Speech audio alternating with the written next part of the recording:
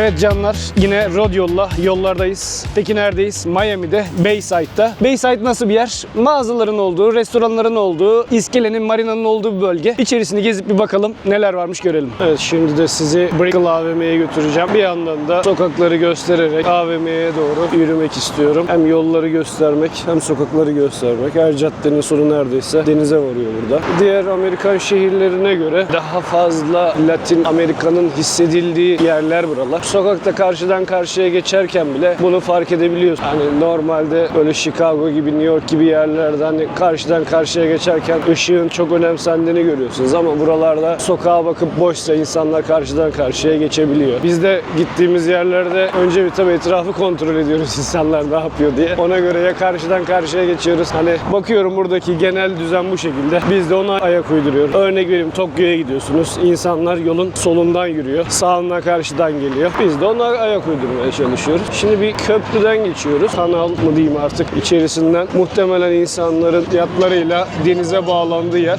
Şöyle göreceksiniz. Sürekli böyle insanlar evlerine mi gidiyor, limana, marinaya mı gidiyor bilmiyorum ama nereden geldiğini de göstereyim şöyle karşıya size. Karşısı da böyle bir yer. Zaten yolun karşısı direkt AVM'ye gidiyor. Her yer inşaat şu anda. Herhangi bir toprak parçası kalmayana kadar bina yapıyorlar, görüyorsunuz. Aynı Chicago'da çekmiştim. Onun gibi kanalın etrafı komple lüks binalar, oteller, rezidanslarla kaplı. Ki zaten Miami'deyiz abi, hani tabii ki de öyle olacak. Ve çok katlı binalar yani. Görüyorsunuz. Her yer çok yüksek binalarla dolu. İçeri girene kadar biraz daha çekinin. Böyle bolca spor arabaları gördüğünüz yerler buralar. Haddinden fazla. İnanılmaz gürültülü seslerle yanınızdan geçerler. Başlarda tuhaf geliyor. Sonradan alışıyorsunuz. Şu binanın altındaki şey de güzel olmuş. Bu kadar yüksek katlı binanın altında estetik bir düşünce olmuş. Klasik Amerikan sokağı işte. Hava çok güzel yani. Miami'nin herhalde en rahat, en serin zamanları diyebilirim yani. Çok güzel hava. Apple çılgınlığını göstereyim mi? Hazır mısınız? Şu kalabalığa bak. Hayret herkeleni alıyorlar. Bazı yerlerde sıraya sokup öyle alıyorlar insanları. Bu nedir arkadaş ya? AVM'nin içerisinde böyle ve balık olan havuzları var. Biraz da kanaldan denize bağlantısı olan yolda bir yürüyüş yapacağım. Hem de parkta yürüyüş yapıp size bir şeyler göstermek isteyeceğim. Burası gerçekten inanılmaz kalabalık. Zenginlerin artık marineye giriş yolu mu çıkış yolu mu bilmiyorum. İnanılmaz bir trafik. Biri geliyor biri gidiyor. Tem otoyolu kadar kalabalık. Bu tarafta parka gidiyor. Etrafı genişten alıp göstereceğim size. Her yerden eğlenceli müzikler geliyor. Burada da bayağı bir kopma var. Bayağı eğlenceli görünüyor. Buradan çok büyük gemilerle turlar yapılıyor. Dünyanın her yerinden insanlar gelip buradan Karayiplere, Güney Amerika'da çeşitli bölgelere turlara katılıyorlar. Belli dönemlerde özellikle bu tur katılımları daha da artıyor. Gelirken uçakta da turlarla katılanlara sıkça rast geldik. Bir parka doğru geliyoruz, Bayside'a doğru. Böyle köpeklerini gezdirenler. Böyle yatları, botları gördükçe aklıma şey geliyor. Dexter izliyor muydunuz bilmiyorum ama hani Miami Polis Departmanı'nda çalışan bir polisti. Kendine özel onun da yatı vardı.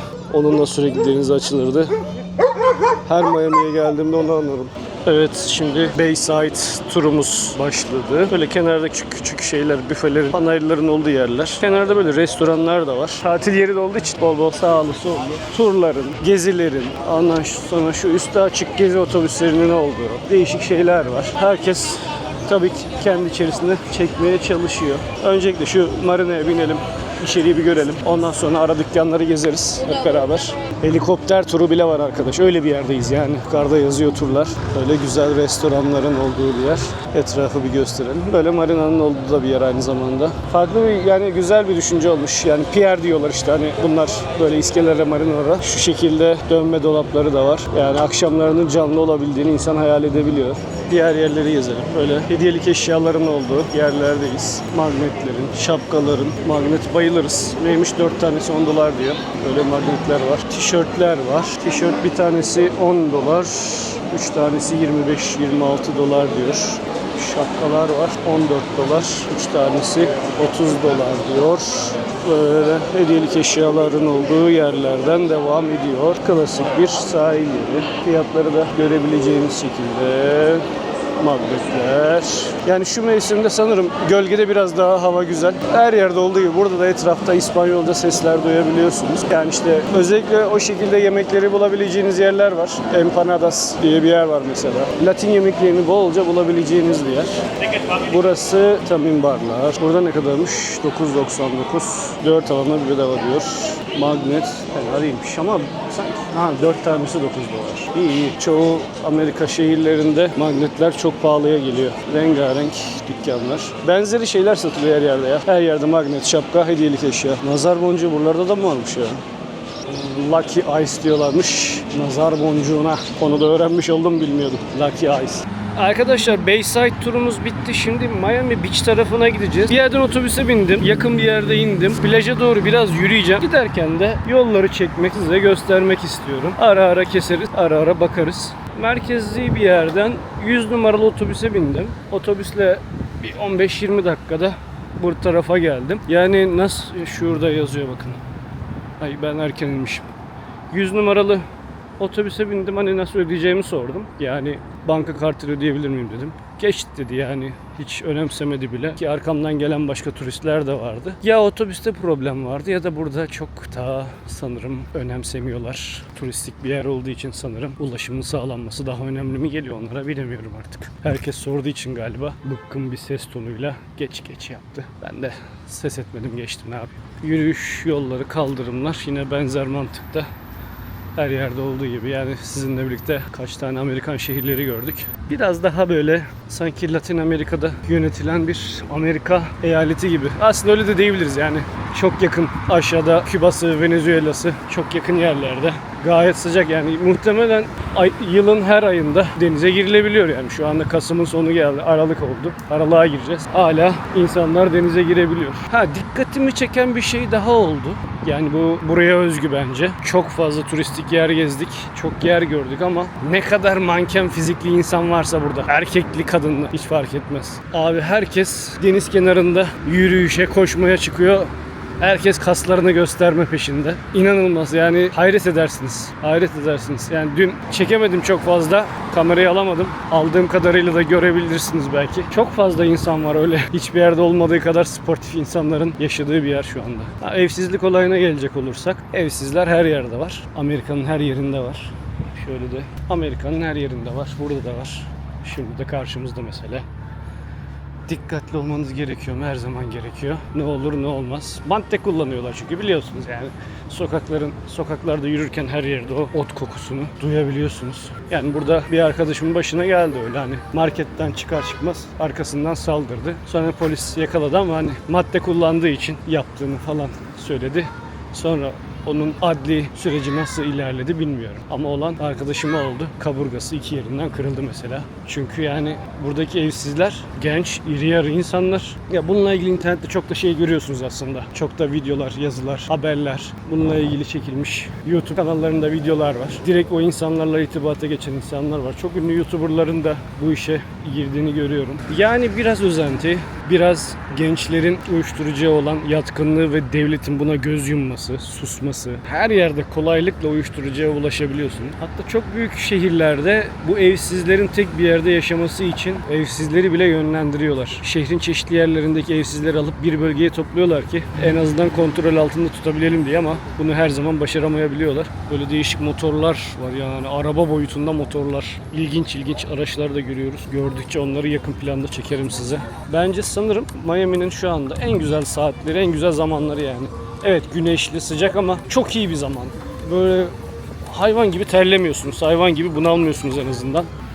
Evet, şimdi Miami sahillerine yaklaşıyoruz. Tam böyle tatil yerlerinde olur ya, fish and chips yapabildiğiniz, hani atıştırmalık yiyebildiğiniz, bir şeyler içebildiğiniz, yiyebildiğiniz öyle restoranlar karşımıza çıkmaya başlıyor. Özellikle bu yol boyunca farklı arabaları görebiliriz ki hatta görmeye başlıyoruz. Ve o beklenen, merak edilen yere geldik. Ya şu şortu da şöyle giyme Allah aşkına ya Rabbim. Çıldırtacaklar adamı ya.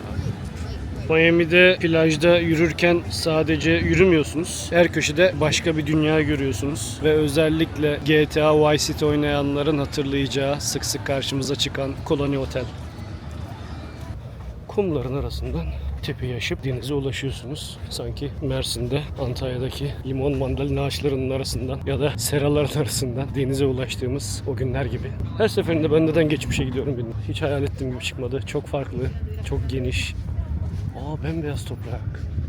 Deniz çok güzel görünüyor. Dalga yok. Dalga yani şimdi burada görünmüyor, bir denizin yanına yaklaşalım ama ileride bol bol yelkenli görüyoruz. Çok ilginç. Hiç yani şeyde gördüğüm gibi değil, böyle filmlerden, videolardan gördüğüm gibi değil. Bu ne böyle? Ne kadar çok kum var. Hiç denize girecek gibi hazırlıklı gelmedim.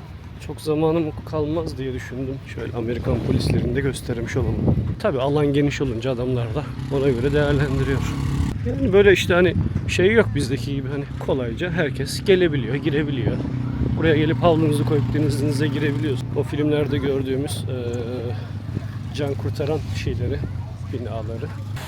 Denizi göstereyim, iyice yaklaşayım size. Deniz nasılmış? Yani içine giremeyeceğim ama ben öyle hani dibi yosunlu olan denizleri pek sevmiyorum. Hani bir kısmında var mı, pislik mi, ot mu, yaprak mı, dal mı bilmiyorum. Bir abimiz geziyor, ona ne iş yapıyor anlamadım. Yani baktığınızda deniz güzel görünüyor, temiz görünüyor. Pırıl pırıl, içi dibine kadar görebiliyorsunuz. Tertemiz. Amerika'da bu kadar güzel başka bir deniz yoktur bence yani. Miami'nin sahili gerçekten bir mühendislik harikası. Burası doğal oluşmuş bir plaj değil. Yıllar içinde genişletilerek ve korunarak oluşturulmuş dünyanın en pahalı sahil düzenleme projelerinden biri. Hala da devam ediyor. Yani şu an yürüdüğümüz bu yer 100 yıl önce sadece kum tepesi ve bataklıktı. Bu arada toprağın rengini görüyorsunuz değil mi? Gerçekten beyaz yani. Gerçekten beyaz.